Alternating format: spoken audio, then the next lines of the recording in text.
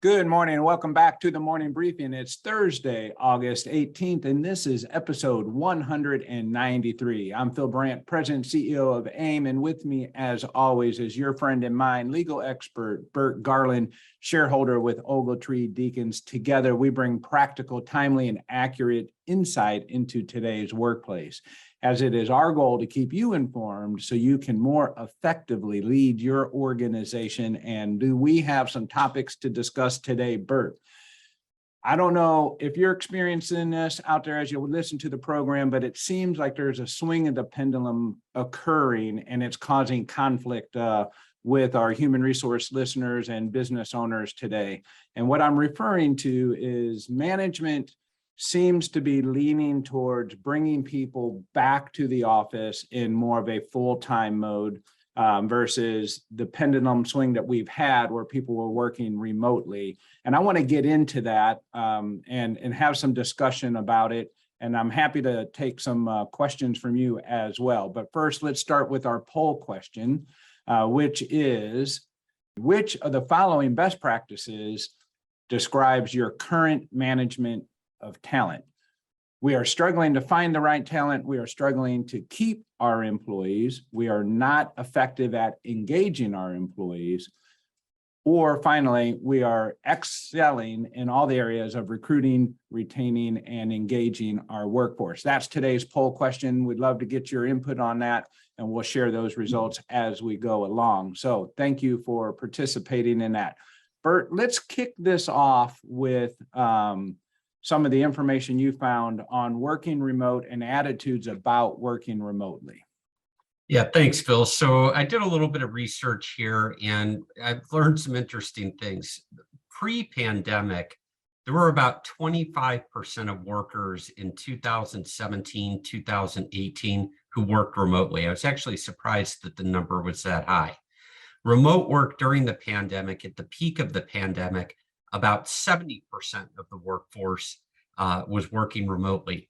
That number fell to 45% as of September 2021, but has largely remained pretty stable. It still continues to tick down a bit, but there are still a significant number of folks working remotely, and certainly a greater number working remotely now compared to pre-pandemic.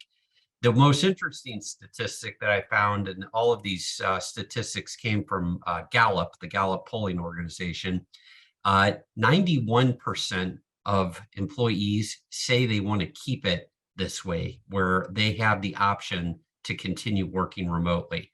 So that number is quite high, and I think that's really a good segue into our discussion today. Yeah, that is, I mean, that's the conflict I think I'm experiencing. So when I'm sitting and I'm talking with a business owner, they're telling me they would prefer people to be back together for improved communication, for the benefit of what culture delivers and how hard culture is to nourish from afar. There seems to be a movement of, okay, it's time to come back to work. So what might also be driving that is the recent news around the CDC guidelines as it relates to the pandemic. So let's start there, and then let's lead into some of the other questions that are starting to come in about returning back to work. So thanks for that, Phil. So yeah, it's interesting. I don't know if it's kind of a chicken or in the egg type scenario here. I don't know if the CDC is driving the discussion, or if the CDC is responding to the discussion and sort of the prevailing opinions out there. But last week on August 11, the CDC updated its guidance in light of the high levels of vaccine and infection-induced immunity and the availability of effective treatments and prevention tools. And basically they're saying that quarantine is no longer required for asymptomatic close contacts. So those in close contact with someone who has COVID-19 no longer need to quarantine regardless of vaccination status. Instead, the CDC is recommending that asymptomatic individuals wear a high quality mask or respirator, such as an N95, while around others for 10 days. The CDC further recommends testing on day 6 or later following close contact. And if symptoms develop, the CDC recommends immediate isolation and testing. As far as isolation guidance goes, the CDC continues to recommend at least 5 days of isolation for those who test positive for COVID-19. After isolation, the CDC recommends 5 days of masking unless the individual has 2 negative antigen tests 48 hours apart. Those with moderate illness, those who've had shortness of breath or difficulty breathing, and those with a weakened immune system are supposed to isolate through day 10. Those with severe illnesses should follow their doctor's advice before ending isolation. Very interestingly, social distancing is no longer recommended for most individuals. Before issuing their August 11 guidance, the CDC recommended that those who are not up to date on COVID-19 vaccination practice social distancing of 6 feet in indoor public settings. The CDC has now dropped that recommendation, instead now stating individuals may, and I emphasize the word may, want to avoid crowded areas or keep distance from others, especially in medium or high community levels. Yeah. As far as contact tracing, the August 11 update recommends that health departments conduct contact tracing only in healthcare and high-risk congregate settings, or outbreaks that involve unusual clusters or for novel or emergent variants. And then finally, screening and testing. The update shows a shift away from screening testing for asymptomatic individuals. The CDC now recommends public health officials prioritize high-risk congregate settings such as long-term care facilities, homeless shelters, and correctional facilities, and workplace settings that include congregate housing with limited access to medical care. So pretty big shift in the CDC's guidance there. Yeah, and that should make everything easier for all of our listeners, but I'm afraid it does not. I think what it does is it takes away some of the leverage we have had as leaders to be able to say, okay, we're following the CDC guidelines, and that is what our employees wanted to hear. And this is where I think the swing of the pendulum is occurring and the clash is going to start to occur, because now you're going to have leaders and people that are driven in one particular mindset say, well, that's not CDC guidelines. And meanwhile, we're going to have employees who are still sensitive in this area for one reason or another, whether it's just I'm very sensitive to the idea of being sick, or I have a weakened immune system, or I don't feel comfortable, whatever all those reasons are. And for the last 2 years, we've been conditioned to say, well, it's okay, work from home and do. Now leaders are saying, hey, come back to the office and be present. And I haven't had anyone ask me about, hey, I have employees who are out of FMLA and against the attendance policy, and I want to let them go or terminate them or discipline them. I haven't had hardly any of those discussions in like 2 years. I have a feeling that conversation might start coming back as we're experiencing hey, come back to the office. Hey, it's all right. You don't have to go home and quarantine. Hey, you've only been away for a few days with COVID, but now come back into the office. All these things are going to create a new way forward for us.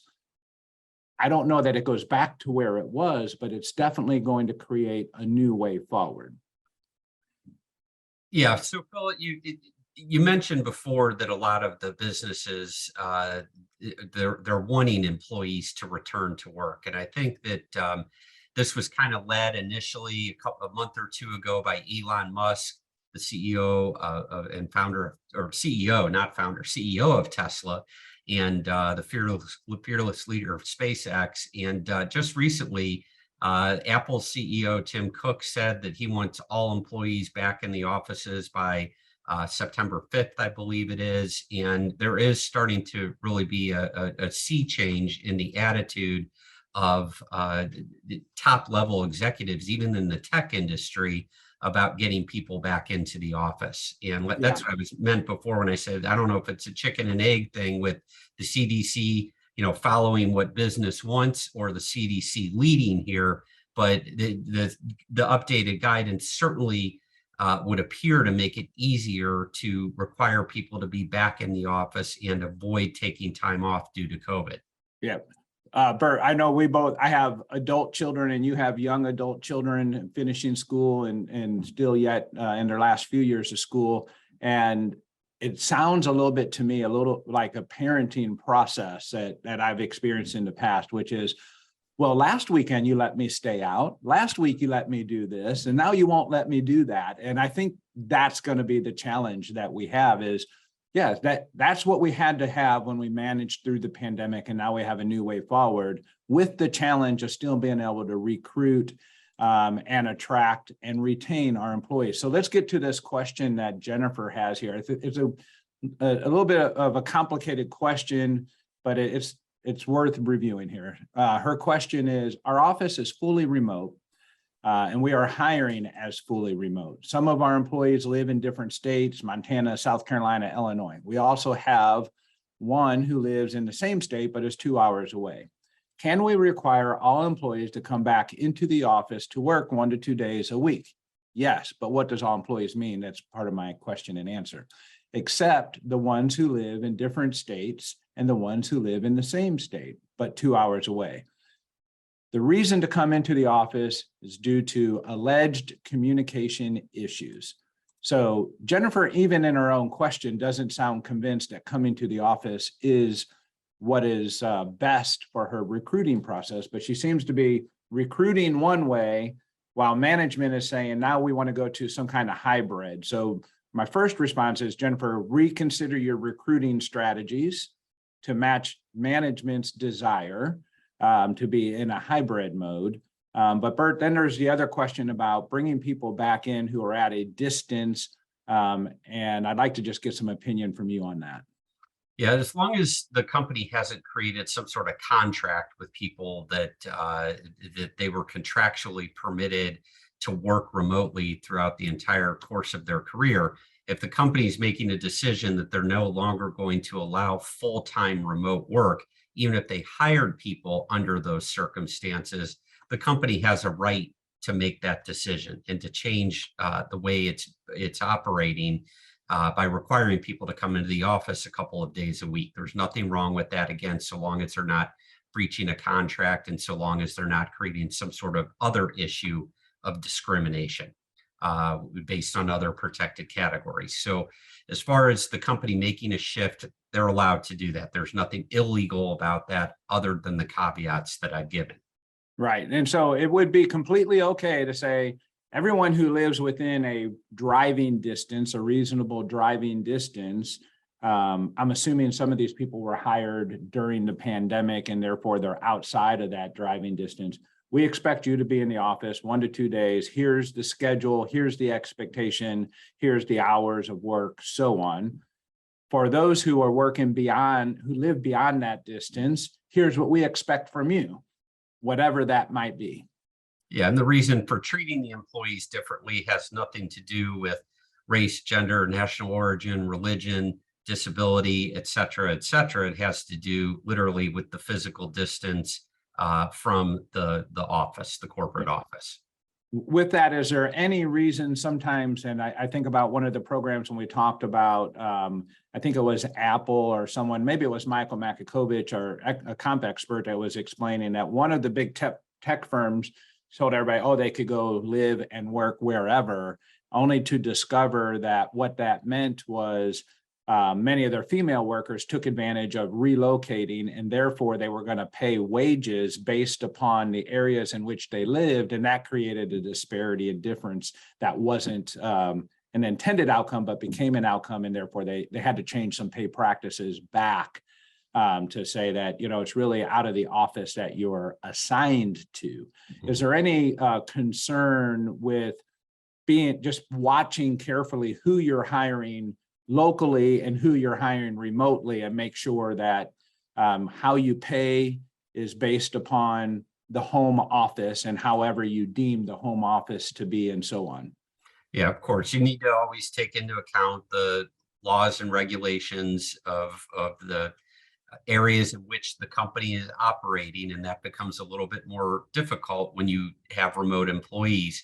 You really do have to focus on where the employees are assigned to work. And I don't mean that they're assigned to work in their home. What office are they assigned to report to? Yeah, absolutely. Let's see, I have a question here. Someone found the program. Thank you for listening, by the way, from a friend on LinkedIn. Do you have an audio version as well? We do. We post on demand at iTunes, YouTube, Spotify, Amazon Music, you name it. It's out there. Good luck in finding that. It's very easy to do. If you check one of my most recent LinkedIn posts, you'll see that I put a link to the Spotify site out there. I hope that helps you, and welcome to the program. Sandy's asking a question that our top execs have made it clear that they want people back in the office. Do you have recommendations on how we translate that message to employees? Not knowing exactly why they want people back in the office, Sandy, it's hard to make a recommendation. I'm happy to discuss that with you, but I would always lean towards transparency. What is the reasoning for that? I would also lean towards sensitivity and recognizing that, people are still all in different places of their mindset, and also recognize that some people may choose to be happy about that and not happy about that. And there's, cultural transitions as you bring people back, early adapters, late adapters, and so on to that, as well as you may experience some attrition due to that, as many other employers are still offering work from home solutions, and that just accommodates some people better than others. I also would suggest that we don't do something like that just in a letter. With today, use someone like Feature Group, depending on how many people, how you communicate, to help you develop a communication strategy and put together the right messaging concept to that. Offer, face-to-face delivery, invite people back to the office and have your executive team have an all hands meeting, those types of things. But it takes some explanation and consideration, the same way we did it when we said, hey, look, everyone needs to go home and work from home, and here's why. And we bring people back with that same care and, I think, consideration that we had when we sent people home. The difference is we were being recommended under the CDC guidelines and encouraged by our government. And today we're being, encouraged by management for probably good reasons. Let's just make sure we can articulate what they are. Burt, is there anything you would add to that? Well, I think you really got to the point that I would make, Phil, and that is that we have to be able to articulate good reasons to require people back into the office. And that's where, for me, from a legal standpoint, where the rubber really meets the road. You can kind of think of throughout the pandemic, it sort of forced many employers to participate in a remote work pilot program. We kind of all knew we had the capabilities to probably handle remote work on a large scale, but we didn't really know. Yeah. And I think during the pandemic, we all most employers went through this pilot program and kind of realized, hey, we really can do this. We really do have the infrastructure in place. And if we didn't have it in place, we probably put it in place to really facilitate remote working. And the change that took place, though, is, from a legal standpoint, how does this remote work change the analysis under reasonable accommodation under the Americans with Disabilities Act? It was not, the ADAAA, we've talked about it before, the Americans with Disabilities Act Amendments Act was not what the world was thinking about when the lockdown started. We weren't thinking not at all. how this pilot program of remote work might come back to haunt us down the road if we facilitate it during the COVID pandemic. How might that impact us down the road? And it's really interesting. The EEOC, and we've mentioned it several times on the program, the EEOC put out their guidance during the pandemic, and basically said that they were not going to really hold it against the employer if the employer accommodated remote work during the pandemic, and that well, let me just get into it. The EEOC under questions D15 and D16. These were last updated, I think maybe March of last year. Maybe it was March of this year, but in those two questions, I think it was March of this year. In question D15, they say, on the one hand, quote, to the extent that an employer is permitting telework to employees because of COVID-19 and is choosing to excuse an employee from performing one or more essential functions, then a request after the workplace reopens to continue telework as a reasonable accommodation does not have to be granted if it requires continuing to excuse the employee from performing an essential function.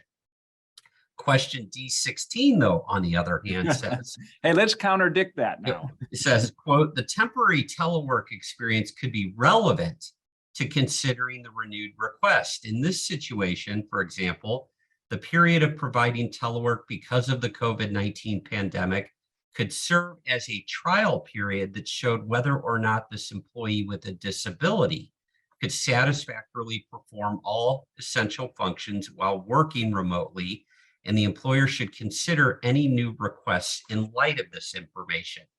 So to me, that's the hard part here. And is my head spinning? Is my head spinning around? I mean, that is just like almost two ridiculous contradicting points. Well, and I think the point is, Phil, is that even pre-pandemic, if somebody wanted to work remotely, we as the employer needed to be prepared to articulate why working remotely would not be a reasonable accommodation for somebody who has a certain disability. And so we would assert that if they're working remotely, they do not, if they're working remotely, they cannot perform the essential functions of the position. Working remotely is not conducive to performing the essential functions of the position. And one of the essential functions of the position might be regular attendance in the office, or communication skills, or leadership skills, and those types of things. Kind of vague and amorphous type concepts, but that really did pass legal muster pre-pandemic. Now I think where we are is that post-pandemic, if we accommodated if we offered remote work as an accommodation during the pandemic, and somebody comes and says that I have some sort of disability, I need to continue working remotely, we just need to be even better prepared to articulate why that is not reasonable under the ADA. And getting back to what you said, that's really the key analysis here is how do we articulate, how do we explain that being in the office is an essential function of the position? Well, and so when I hear that, several things come to mind right away. So I think about a lot of businesses have core values and principles that they want to work by, live by, and so on. And often you'll see work in words like collaboration, teamwork, communication, which in almost all cases occurs better in face-to-face than it does in a remote concept in almost all cases, right? If I'm a business leader and I have a challenge with a customer, one of our members, I'm not sending them an email. I'm calling them, I'm coming to see them, and I want to understand how I can help them in a face-to-face environment as much as I can, because I know that is most effective. Body language is a part of the communication process. So if we don't have cameras on and do things, you don't experience body language. So communication is a little bit less effective. If it's written, it's a little bit less effective. So all of those important things can be carefully constructed. But at the same time, then I think about some of the challenges I experience as a CEO leading the AIM organization. And I like for people to be in the office. People can effectively work from home at times doing things. I would say that we have a hybrid schedule for most of most of the roles in one way or another, should it be needing to be accommodated. But there's positions I'm like, no, these positions require you to be in the office, except when it's important to me, I want to be able to send you home and work. An example would be like if it's adverse weather, right? Instead of closing the office, we tell people, take your computers home and work from home. So am I creating a problem by those practices and allowing people or encouraging people to work from home when it's convenient for the business, but not always when it's most convenient for the employee? Yeah, I think, Phil, that we want to make sure that we're being consistent with all of our practices to the extent possible. One of the things we really need to distinguish here is between the employees who just want to work from home because that's their preference. That gets to that 91% that I mentioned before that want to continue having work from home. And, just because it's an employee's preference, that is not a legal justification for them working from home. It may be a justification for the company to consider a hybrid environment or allowing people to work remotely more on a more full-time basis, just from the standpoint of retaining talent and not having sort of institutional knowledge bleeding from the organization because people are leaving because we won't allow them to work from home. That's a whole nother issue, and that's a hard issue. It's an HR issue and a business management issue. From a legal standpoint, it really is only perhaps the religious accommodation issue, perhaps, but much more so the disability related reasons. And, we want to go through that reasonable accommodation analysis to determine if remote work is really feasible in the context of somebody having a disability. And with that, I've got some tips that I would offer to the listeners out there. The first is, and I've mentioned this numerous times on the program, check your accommodation policy. If you have one, is it compliant? More importantly, does it take full advantage of the interactive process? When I say the accommodation policy, I'm not saying just the policy, that you have in your handbook about not discriminating, et cetera. I'm talking more about your procedures and your actual practices, things that might not be in the handbook. And make sure that you are taking full advantage of the interactive process.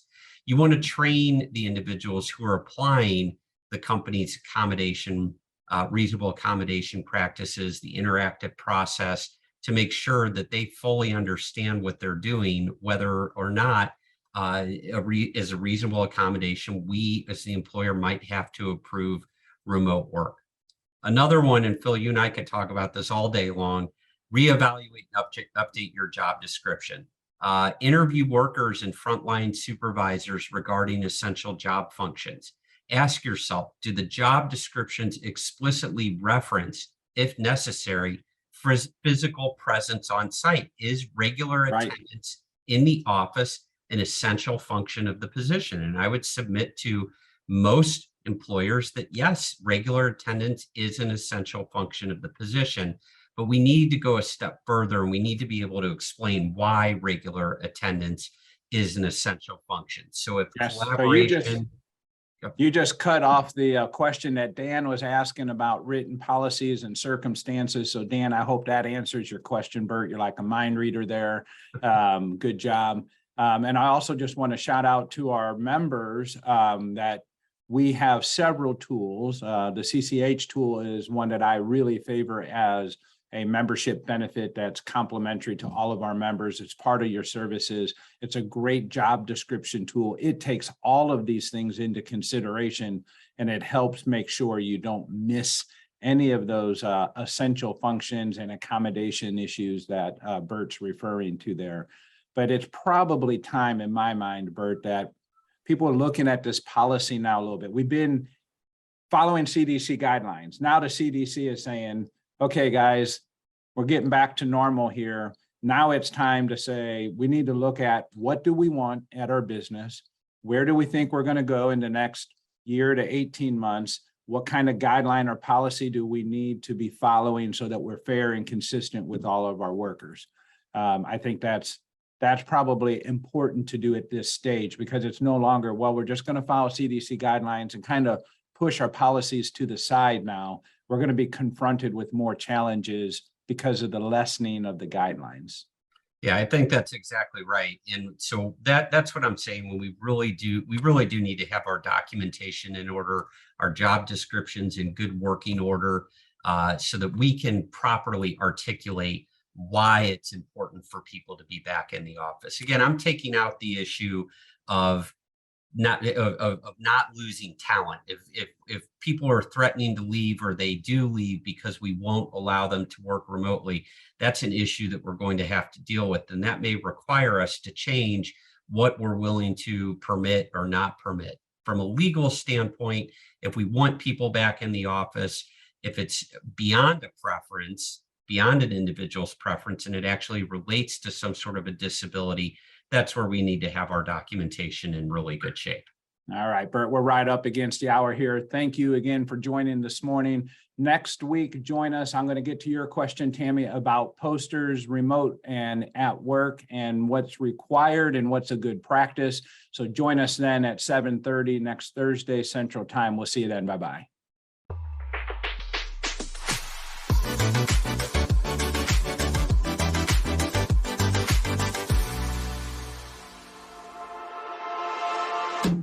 Tell your story, promote your products, communicate with your employees and customers vividly, dynamically, and powerfully. Whether it's a company video, recruitment video, online training, or live meeting, Feature Group can help you, from scripting to highly polished finished production. Whether it's live or on demand, we have the skills and equipment to wow your audience and drive your message home. Click the link below for more information and a free quote on your next video, podcast, or live broadcast.